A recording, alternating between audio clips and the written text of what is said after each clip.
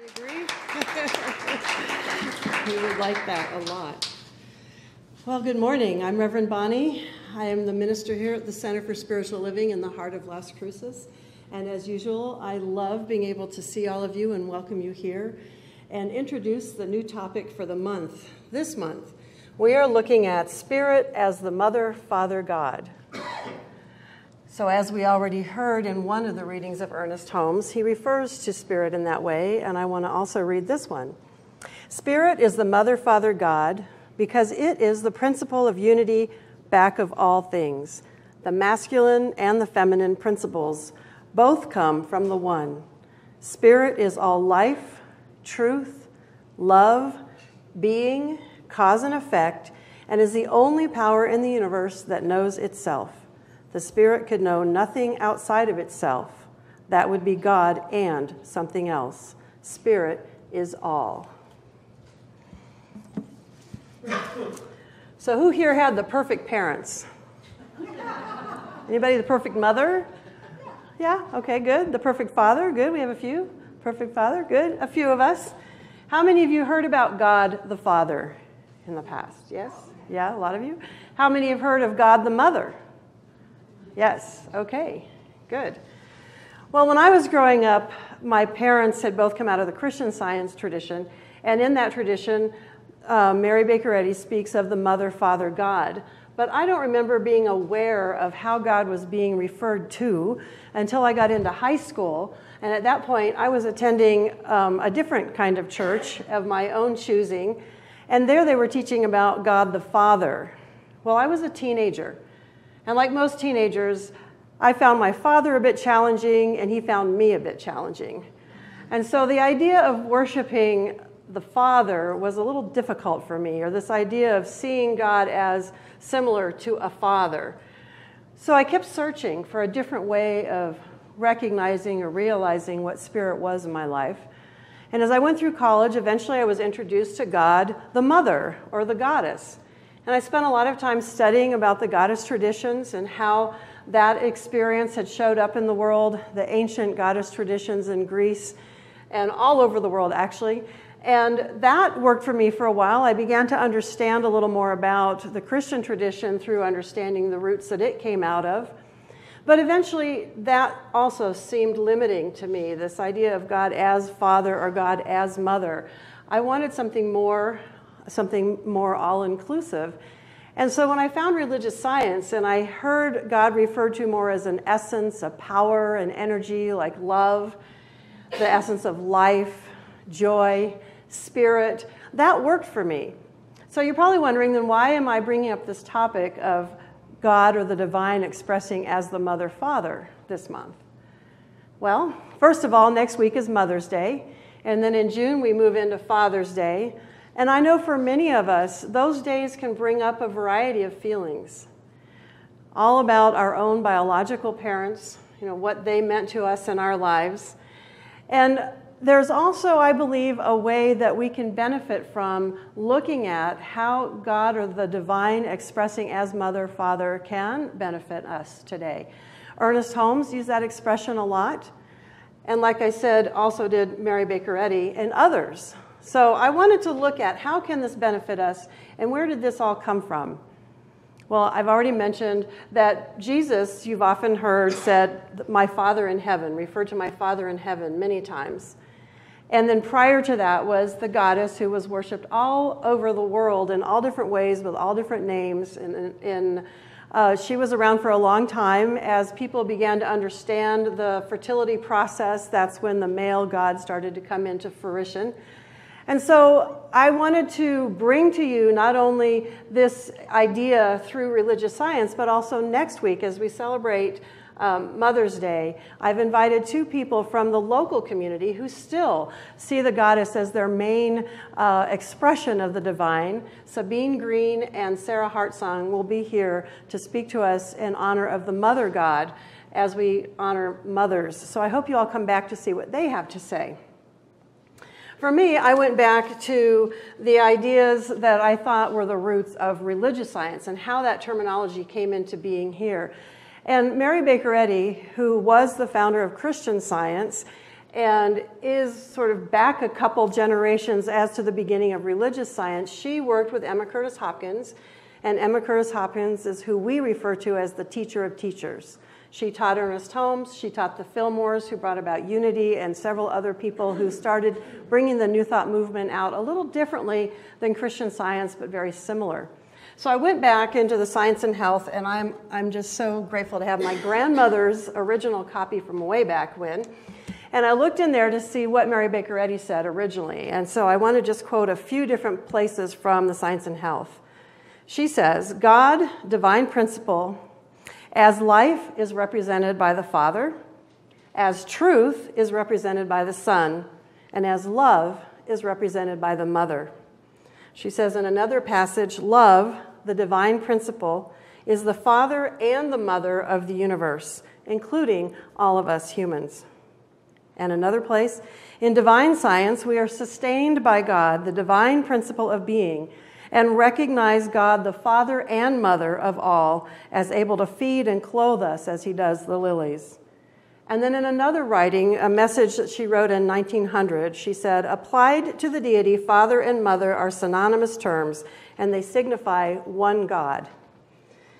And so I don't know whether Ernest Holmes was continuing a tradition that started with her writings and what she was bringing into the New Thought movement, or if he was basing his ideas on other readings and more ancient scriptures.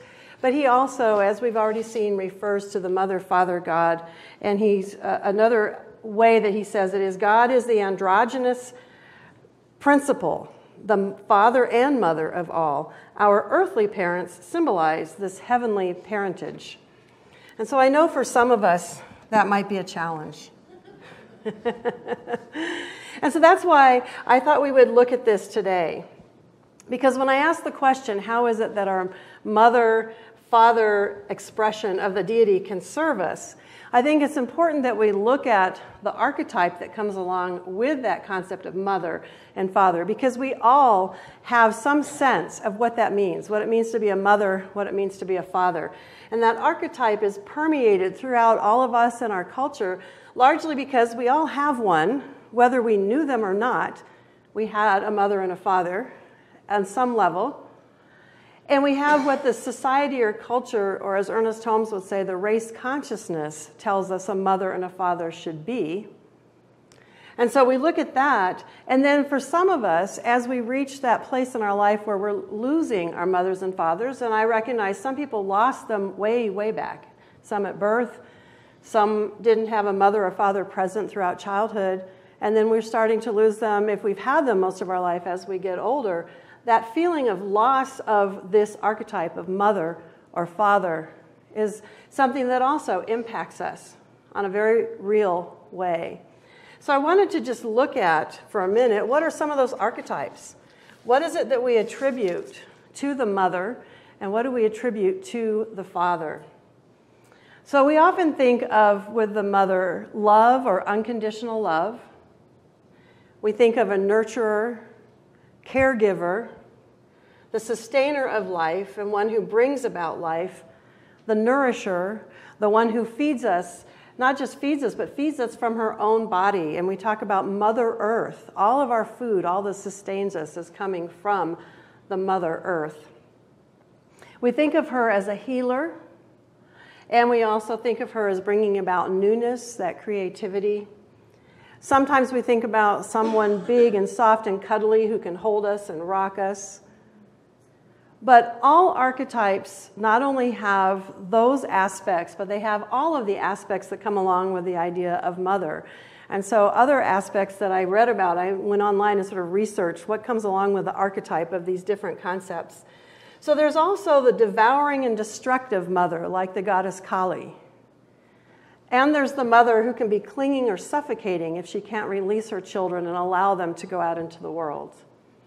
So all of these different aspects are things that we probably have experienced on some level or another. Some of us might think of the mother as in Mother Superior if we come out of a Catholic tradition. And for those of us who don't, I think of the Mother Superior in The Sound of Music. So there was that mother, but also in that movie was the mother portrayed by Maria, who was able to take on 7 children that she did not birth and mother them and raise them.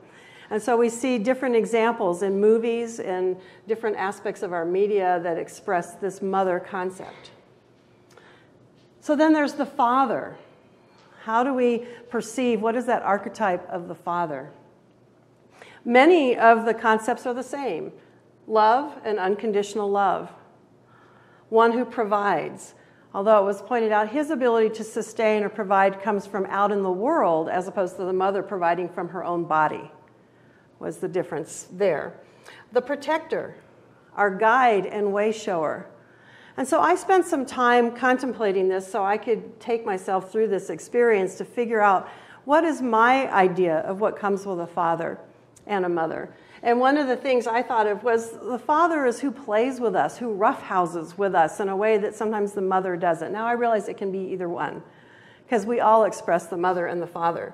But to me, it was the one who plays with us and the one who pushes us to step into our highest self, who calls us to stand up and be that best person that we can possibly be. They expect more. He expects a lot of us. At least my father did.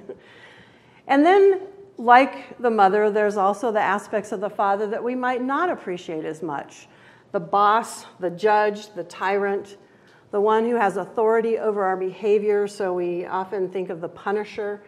And in one of the articles, she pointed out there's the aspect of the father who moves into an even more negative idea of the one who uses the child or those under his authority for his own gain or his own purpose. But the good news, as one of the authors said, is that every archetype can be transformed to its highest expression. And so part of what we're doing as we think about spirit expressing as mother or father is we're looking at seeing spirit expressing in that highest expression of motherhood and fatherhood. And sometimes in religious science, as I've said before, and I've had people say to me, we tend to see religious science as very heady, very intellectual. We spend a lot of time in our thoughts, and that's where we do a lot of our transformation. That's where we bring about the things that we want to see in our life. But there's also many people who miss that more familiar, personalized feeling of spirit, which is why I asked Barbara to read that first passage this morning, because Ernest Holmes also realized that. He realized that we wanted to feel the experience of something greater than us, that could comfort us, that could hold us, that could guide us, that could be there to support us. And so he often starts his treatments, if you read them in all of his writings, with Father, Mother, God. And he's speaking to that essence that's bigger and beyond him, that he can put his trust and his support in and know that he's going to get that back. He also wrote a book, Can We Talk to God? And in that book, he's basically saying yes. So it's not just, we have the God within that we are speaking to, we have the God within that expresses in and through us, but there's that greater God, that personified God that can be the essence of the mother and the father that we can speak to. And I believe that as we start to do that more, we can bring about healing in all those areas. I didn't see many hands go up when I said who had the perfect parents. So we have places that can heal as we connect with the higher aspects of the divine expressing as the mother and as the father. So let's just take a moment to go within and do a little of that, get a sense or an experience of what it's like to just allow that expression of spirit to move in us.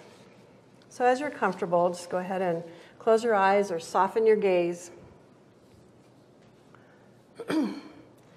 And contemplate the word mother. What comes to mind when you think of mother?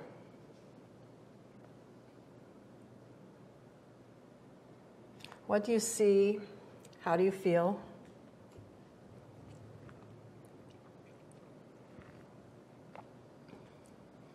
And if your biological mother's face or another caregiver's comes to mind, see if you can allow that to become translucent, to just sort of be something you can see through to the greater representation of the mother, the great mother, the mother goddess, to that universal idea of mother. And as you do that, what starts to come into focus for you? What do you see again? And how does that make you feel?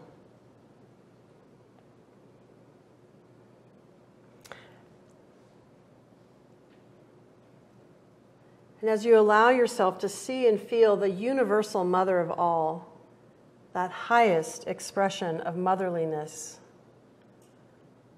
just sit in that feeling. That which is pure love, unconditional love.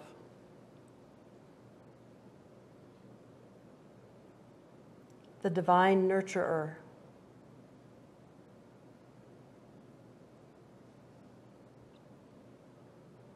The giver and sustainer of life.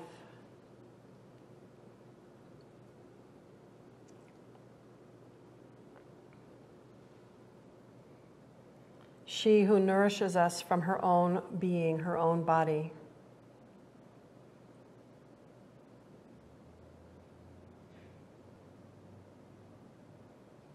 And in your mind's eye, just feel her reaching out to you now.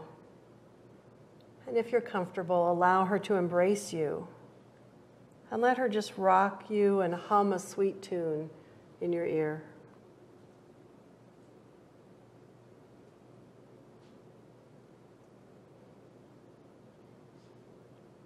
Allow yourself to feel what it is like to be chosen and wanted. For all of us are chosen and wanted by the Great Mother.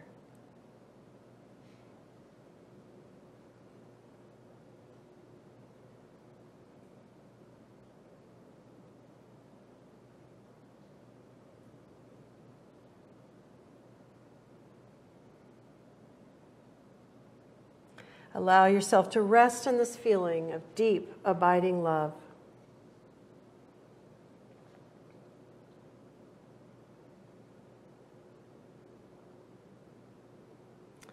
And now feel this Divine Mother gently kissing your brow, and allow her to become less visual in your mind's eye as you begin to contemplate the idea of the Father.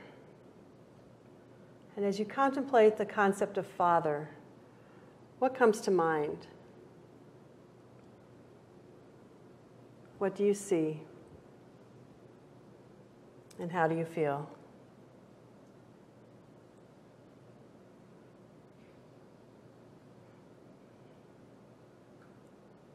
And again, if you see a biological father's face or another caregiver, see if you can allow that to become translucent. Allow yourself to see through that one expression or representation of Father to the larger, more universal idea of the Great Father.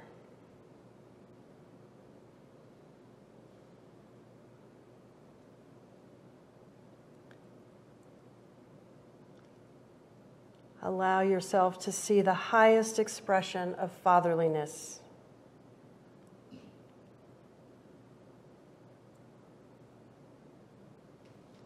What is coming into focus for you now?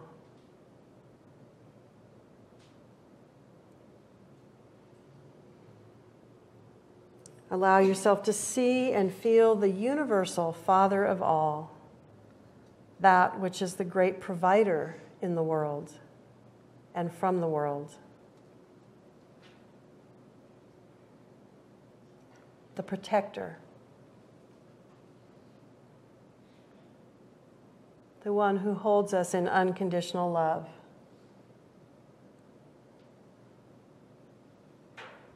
The playful one.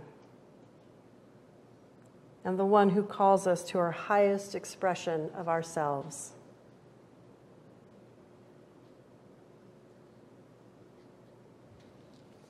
Our guide and way shower.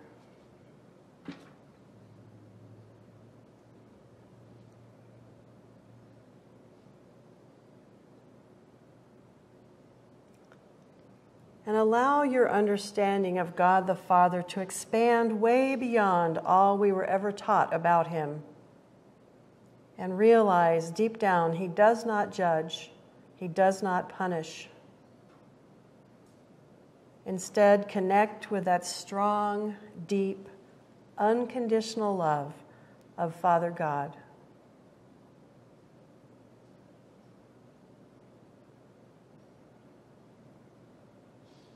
Feel His protective, gentle arms surrounding you as you ease into this experience of Him.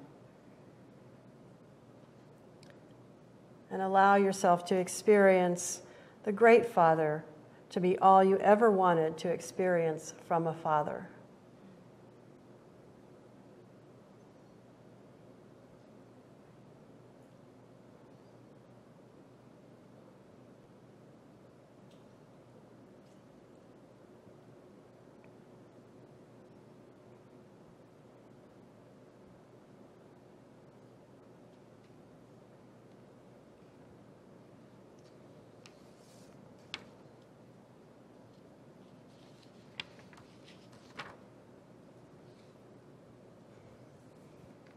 And now allow the love of the Divine Mother and the Divine Father to heal all those empty spaces left by our human families, our caregivers.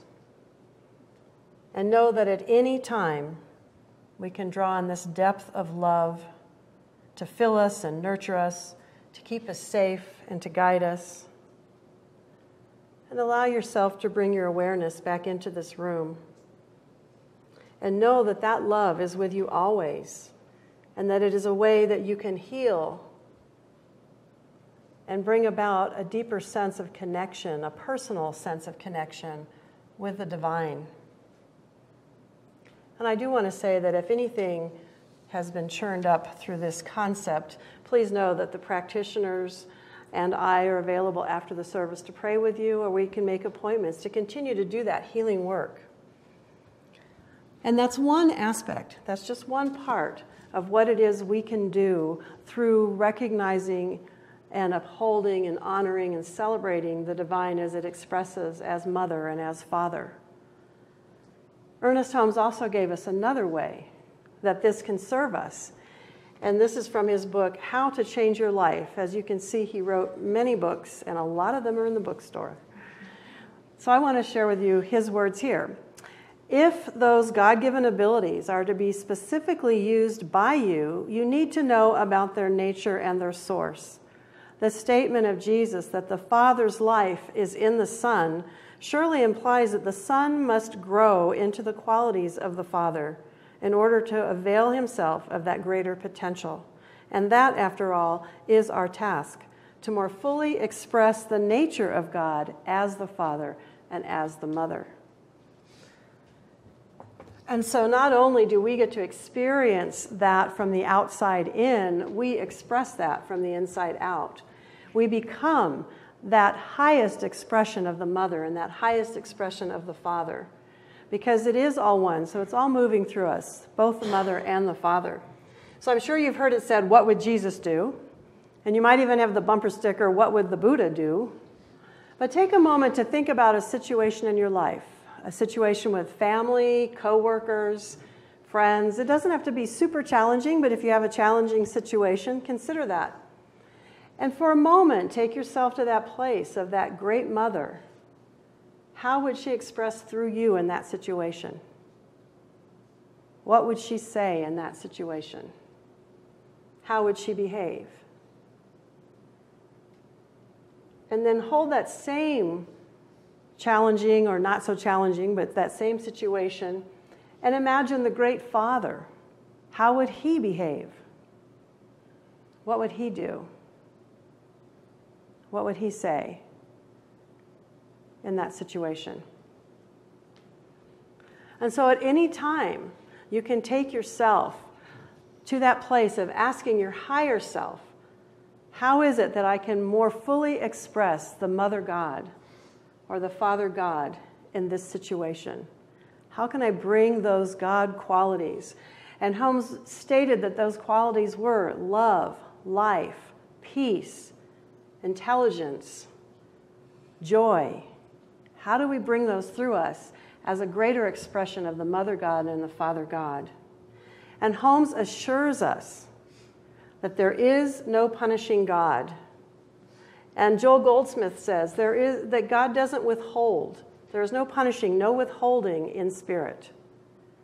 So if we think about how we tend to parent sometimes, how is it that we can parent, how is it we can interact as that higher expression of God, as the father, as the mother? And I believe as we start to contemplate that, so I encourage you throughout this month as we're looking at this topic, to contemplate what does it mean to you to have that higher expression of the father and the mother, and how can it show up in your life? How can it be of benefit to you in your life? And as we contemplate that, I believe we begin to heal those spaces within us. And so as the title of my talk uses one of Jamie Lula's sentences from one of his songs, Mother, Father God, there's a healing going on. And so it is.